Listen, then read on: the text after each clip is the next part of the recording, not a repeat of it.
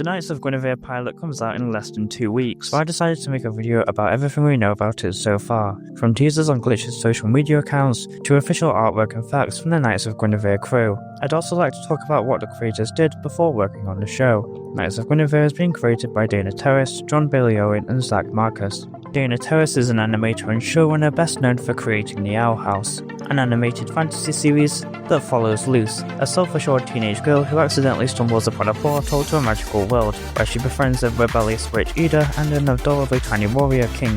Despite not having magical abilities, Luce pursues her dream by becoming a witch by serving as Ida's apprentice at the Owl House, and ultimately finds a new family in an unlikely setting. Before she created the Owl House, she worked as a storyboard revisionist for Gravity Falls, and a director on the first season of the DuckTales reboot. John Bailey Owen was a story writer on the Owl House. He's also a writer known for his work as an author for Scholastic and his best-selling parodies of The Hunger Games and Twilight. And Zach Marcus also worked on the Owl House as a story writer. He was also a writer on Star vs. the Forces of Evil. The Owl House ran for 3 seasons, although the last season was cut short by Disney because it, quote, didn't fit the Disney brand. Although many fans, myself included, took that to mean that there was too much LGBTQ+ representation in the show for Disney's liking. Glitch, on the other hand, has a good track record with the LGBTQ+ community. There's a lesbian kiss in Metarunner, and Zubel is implied to be non-binary and uses any pronouns.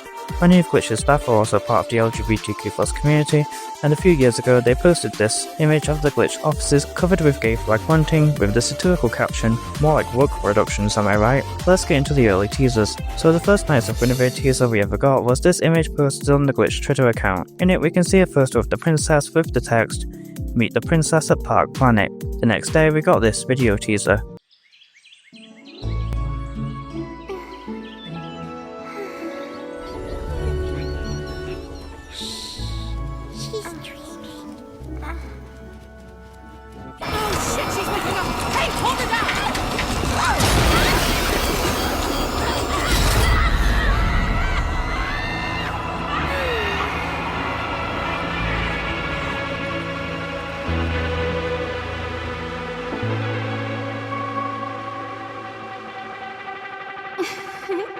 Dana shared a couple of facts about Knights of Guinevere. The first one was, there are a couple of secret Knights of Guinevere sketches in my art book. The second one was, Knights of Guinevere is so fun, very challenging, a giant puzzle.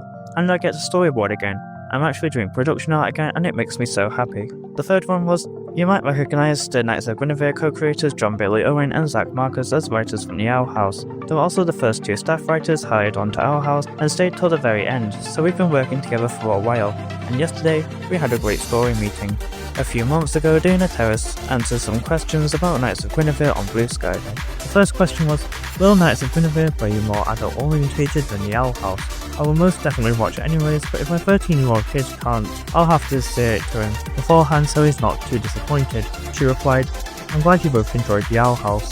Knights of Guinevere will be very different, and yes, much more adult-orientated with adult themes. Thanks for asking about this, because no matter how many times I express this, I think people will still be going into Knights of Guinevere expecting Owl House 2.0. Someone also asked, what is the main inspiration behind the concept of Knights of Guinevere? She replied, if I say what inspired me, it might give away the story itself, which I can't talk about yet. But the overall story comes from a deep feeling of desperation. That's all I can allude to right now. Someone asked, what are you most excited about for your new show Knights of Guinevere? And she replied, I can't wait for people to hate it. She also said this in a separate post, Knights of Guinevere is going to be weird and cool as hell. Or maybe it'll be weird and no one will like it but us. Either way, best to challenge ourselves and keep things interesting. The day before we got the poster, Dana made a post on Blue Sky saying, I can't wait to have a reason to post more eventually. I want to be obnoxious about the cool shit we're making. Someone replied with, got any announcements you're making soon? And Dana replied with, not really, just having feelings. Things are still a ways off. Dana then quoted that with, anyway, I lied. Glitch shared this new poster with the caption, shh, she's dreaming. Dana shared the link to parkplanet.net, a website similar to the Rocket Watch and the Prophecy Page websites. On this website there was a fake 404 error with the text, oops, that part of the park is closed.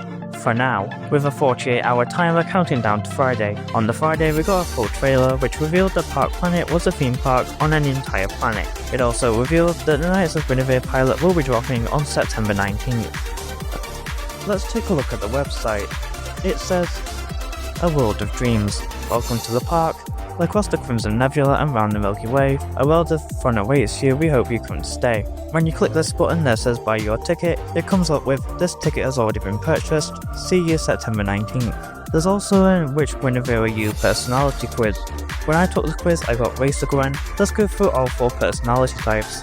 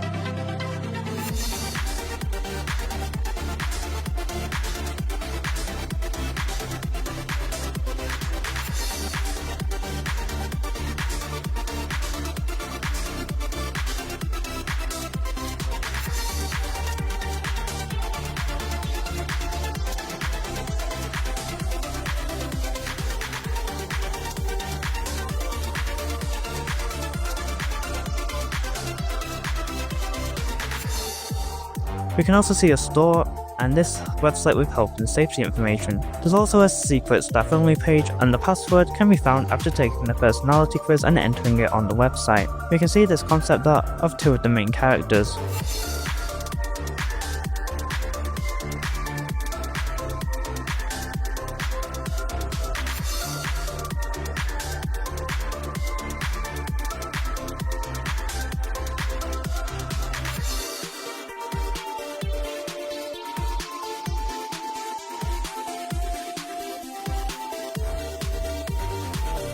And that's everything we know about Knights of Guinevere so far. Thanks for watching, don't forget to subscribe for even more breakdowns.